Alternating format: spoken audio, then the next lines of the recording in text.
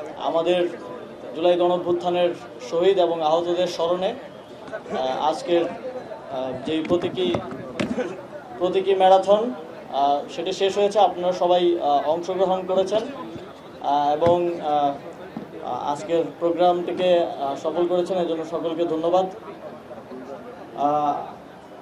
আমাদের 2024 সালের জুলাই গণঅভ্যুত্থানের প্রায় 1 বছর অতিবাহিত হলো। যেই শহীদেরা তাদের জীবন দিয়ে সর্বোচ্চ ত্যাগ স্বীকার করে, যেই আহতরা আমার সামনে আছেন, আপনারাও সর্বোচ্চ ত্যাগ স্বীকার করে বাংলাদেশকে একটি নতুন স্বপ্ন দেখিয়েছেন।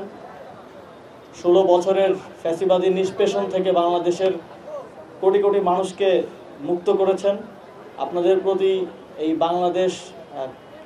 বাংলাদেশ নামটা যতদিন থাকবে ততদিন বাংলাদেশের মানুষ কৃতজ্ঞ থাকবে।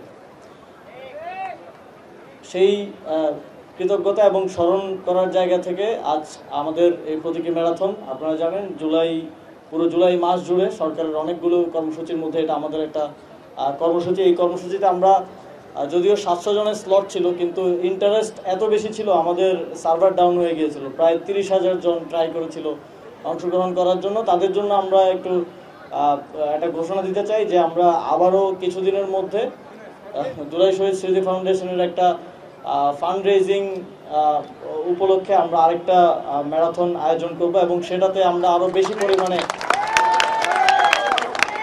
পার্টিসিপেন্ট নিশ্চিত করব, যাতে করে কেউ বাদ না পড়ে আর কি।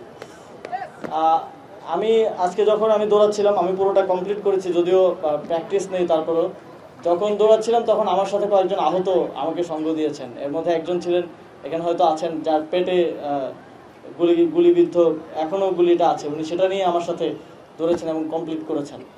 তো যখন 3 কিলোমিটার পরে মনে হচ্ছিল আর পারবো না, কিন্তু ওনাদেরকে দেখে মনে হয়েছে আমি তো সুস্থ, আমার জন্য তো আর কোনো অসুবিধা হওয়া উচিত না।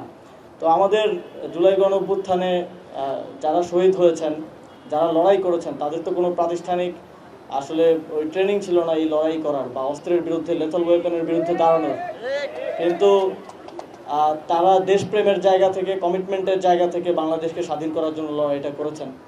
তো আমাদের জুলাই গণঅভ্যুত্থানের শহীদ আহতদের স্বপ্নের বাংলাদেশ গড়ার লড়াইটাও একটা ম্যারাথনের মতো।